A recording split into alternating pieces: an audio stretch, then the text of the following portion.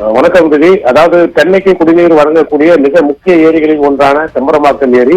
செம்பரம்பாக்கம் ஏரியின் முழு கொள்ளளவு 24 அடி ஆகும். இந்த 24 அடியில் 23.29 அடி உயரமும் தற்போது 3453 மில்லியன் கன அடி நீர் இருப்பு உள்ளது. இந்த செம்பரம்பாக்கம் ஏரிக்கு அதாவது தற்போது 6000 கன அடி நீர் வந்து கொண்டிருக்கிறது.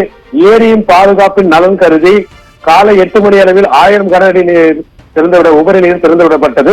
இதனைத் தொடர்ந்து நீர்வரத்து 6000 அடியாக வந்து கொண்டிருக்கும் பட்சத்தில் தற்போது 4000 கன அடி நீரானது வெளியேற்றி வருகிறார்கள். தற்போது ஆற்றங்கரையோடு உள்ள மக்களுக்கு வெள்ள அபாய எச்சரிக்கையும் விடப்பட்டது. குறிப்பாக இந்த வெள்ளம் அதிகமாக அடையாறு ஆற்றின் கரையில் செல்வதால் கரையோர மக்களுக்கு வெள்ள அபாய எச்சரிக்கை விடப்பட்டது. மேலும் வரதராஜபுரம் பகுதியில் அந்த தண்ணீர் வந்து வெளியேற்ற முடியாமல் திரும்புவதால் வரதராஜபுரம் பகுதியில் குடியிருப்பு பகுதியிலும் நீரானது தற்போது சூழ்ந்து உள்ளது.